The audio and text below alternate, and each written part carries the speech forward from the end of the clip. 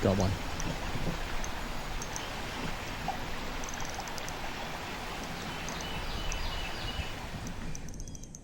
Hi, Peter Charles here, Hooked Fly Fly Fishing.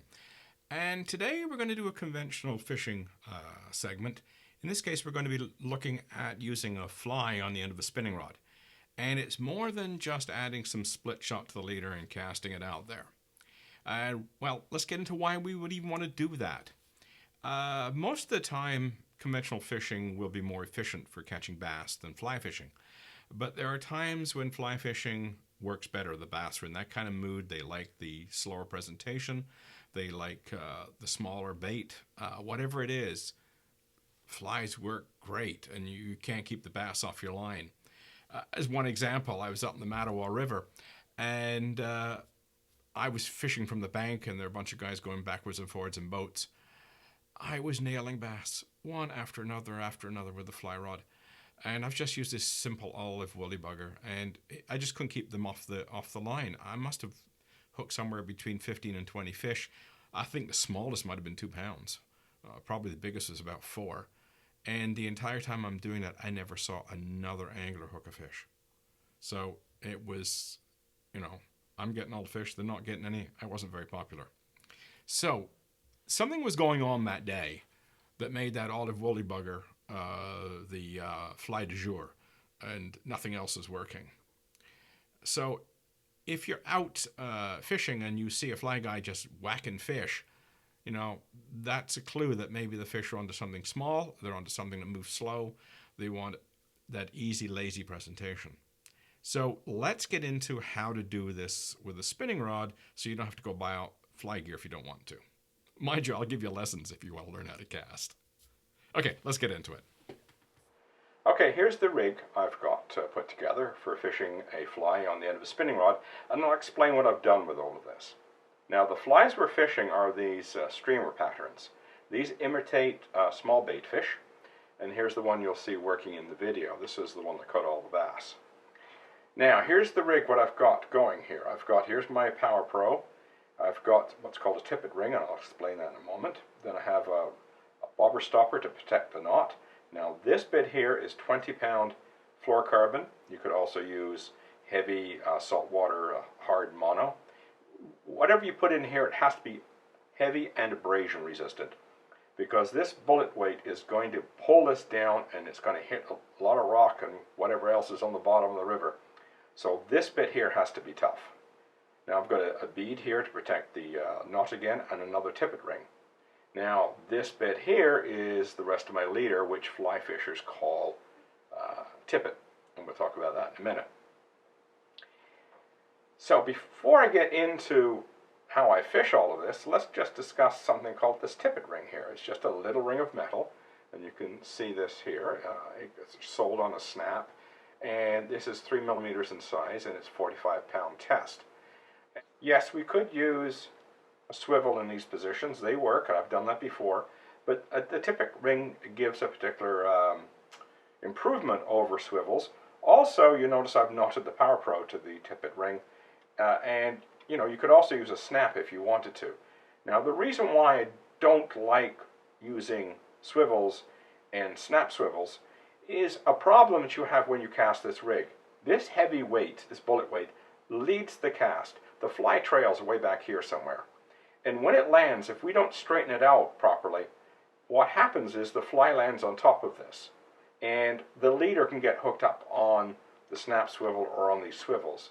So when I used to use this rig, maybe 1 in 10 casts would get hung up. I don't get hung up at all with these tippet rings. They're too small. So if the fly and the leader lands on top of one another, it doesn't matter. They don't get tangled. So I prefer this rig because it's a smoother and less of a problem. It's trouble-free. Now, the tippet rings themselves are sold on these snaps, and there's only one left on this snap. And what we do is tie the mono to the tippet ring while it's still on the snap. Don't take it off, then try to tie it. You'll probably end up dropping it. And always use the one that's closest to the release. Tie it on, then once it's securely tied, remove it from the snap, and then you can easily tie anything else to it. It's not a problem. Now, the other interesting thing about going this route with this section with 2 tippet rings on the end, it operates like, you know, a pack of sink tips that we have in fly fishing. When we want to get different depths, we'll put on a sink tip.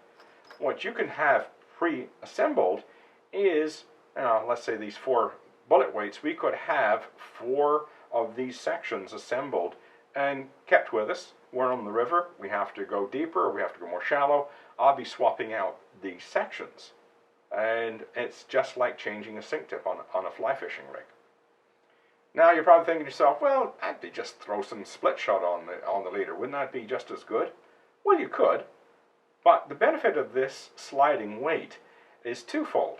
First, bass often slam that fly, but once in a while they'll just come up and suck it in very subtly.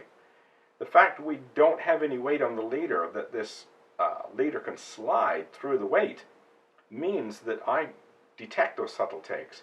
If this is fixed to the leader, the inertia on this tungsten weight could actually absorb the subtle take and I won't feel it. The other thing is when the fish strikes this, it pulls the leader through the weight, so the fish does not feel the weight.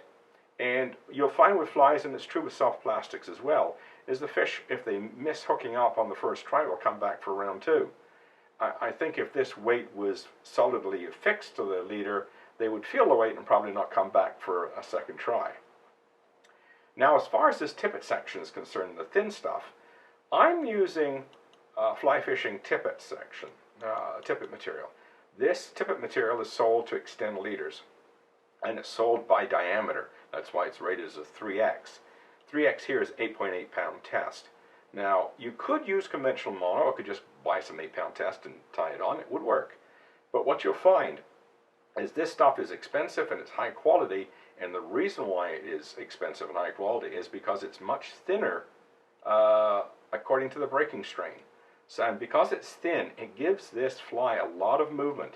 This is unweighted, this fly. If you use stiff mono to attach it to this tippet ring, and it's about 2 foot here, and if you use about 2 foot of stiff mono, that fly will look dead when it comes through the water.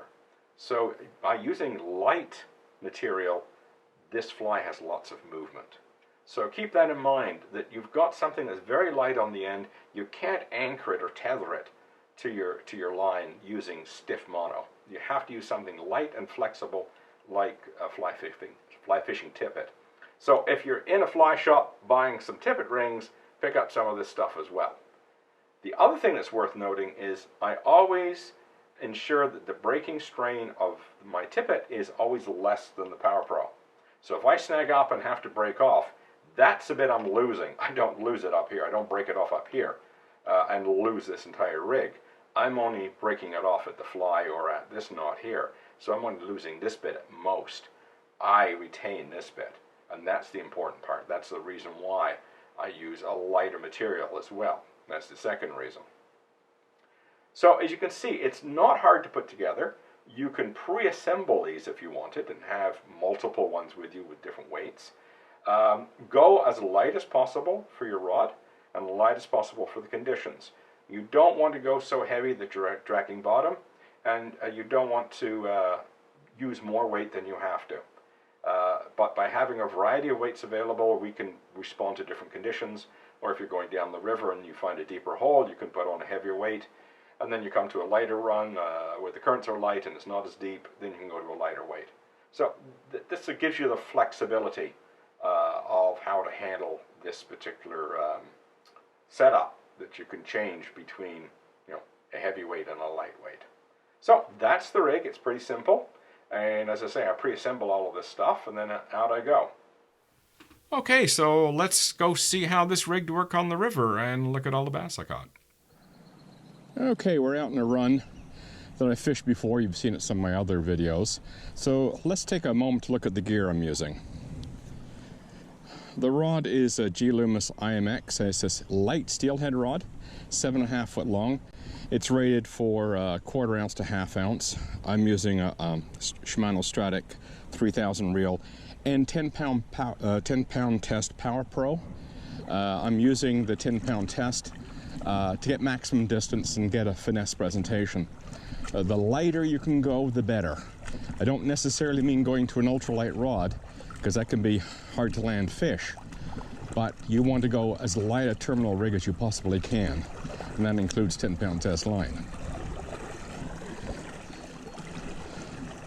So there's more to this than just putting weight on the end of your leader and casting a fly. It's also about fishing it like a fly rod, not just adding weight. So I'm just going to let this swing in current.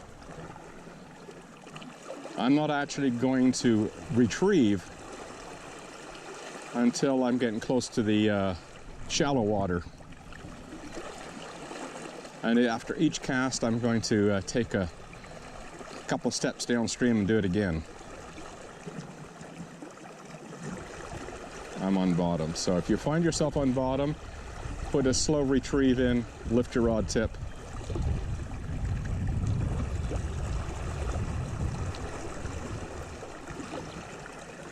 If you've ever been out in the river and fly fishers seem to be catching all the fish and you're not getting anything, often that's a case of the fact that it's not just the fly they're using, it's the fact their presentation is slower and more subtle. And that's what we're trying to imitate here, is we don't want a presentation that's too fast. We want to take advantage of that fly. Now keep your rod tip up. Very slow retrieve like this will help you keep it off bottom. The idea is to keep it moving slowly. There's no point chucking it out there and burning it back. I'll bring it in front of them. Oh, that was a fish. There, got him. Right in front of the rock. He hit hard first and he came back. That's one of the advantages of both flies and soft plastic baits, is the fish will often come back for round two. Yeah, it's just a little guy. And they fight so hard.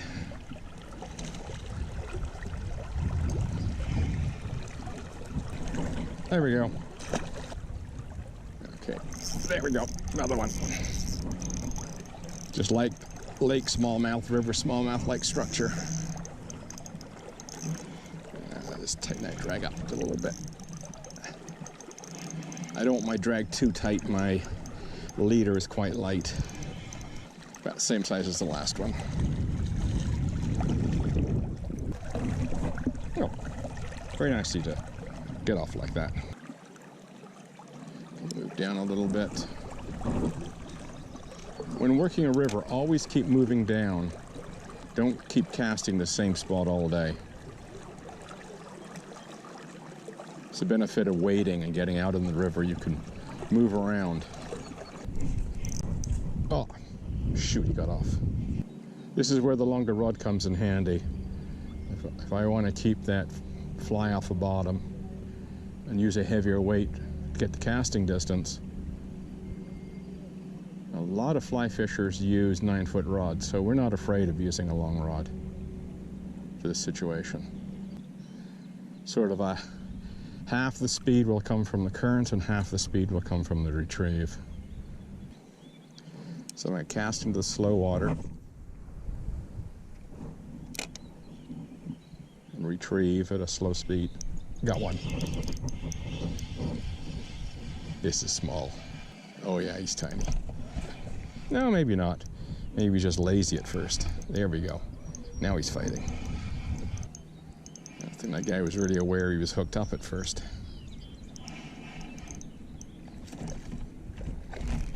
Come here. We'll let you go. Ah, these little Grand River smallies are so tough. And he's not big. Come here.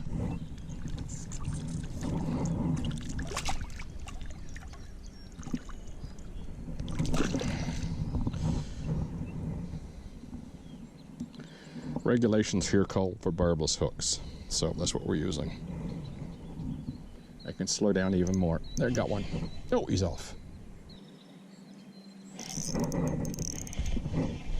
Another one about the same size. They're all about the same size, right about a pound. Oh, that one's smaller.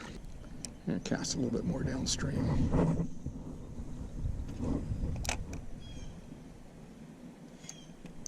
Got one. Cookie cutter. They're all about the same size, about that 1 pound range. Now that illustrates something that it's worth noting when you're fishing a fly. That fish hit almost instantly. I might have had 1 or 2 turns on the crank and it hit. So it indicates that the fly, because it sinks slowly and seductively almost, that the fish will get away from my foot. The fish will often hit it as it's going on the way down. When you're casting a long way and you want to keep got another one. He's off. Poo. Now we can cast upstream, but because the current is pushing the fly towards us, we're going to have to keep the retrieve speed up. And we have to be on it quickly. Rod tip up in the air, because the fly going downstream with the current is naturally going to move quickly. And then as it starts to go down current, we slow our retrieve. So you can fish upstream if you want, but you really have to be on quickly to keep it from being on bottom. As soon as it's down, you've got to be closing the bail and on the retrieve. There we go. So even an upstream presentation works if you're willing to keep your speed up going downstream. Another cookie cutter. Come here, I'll get you off.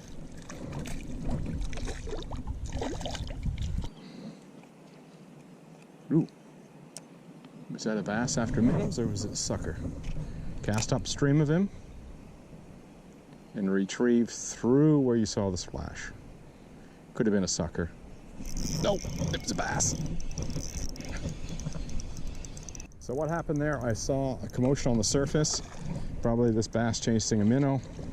I cast upstream and farther away and basically retrieved right through where I saw him splash on top. I think I might call it a day. Get something to eat. Okay, you just saw in the film how effective that was. And I wasn't out very long, and I caught a bunch of bass and missed a few and lost a few, standard fishing. But, the fact is, I was picking up a fish probably every 5 or 6 casts. I had to hit, hook up, or a landed fish. It was very effective, and it was a lot of fun. Just remember, use the current, retrieve slowly, or just let it swing in the current. You're fishing this fly low and slow, lazy presentation. You don't want to be going fast, retrieving the fly fast through the water. It defeats the purpose. The whole idea of this rig is to be able to present slowly and subtly and let the current do the work. Let the current move the fly for you. And if you're in the lake, you can take the same approach as you can take a very, very slow, leisurely retrieve along the bottom and catch fish doing that as well.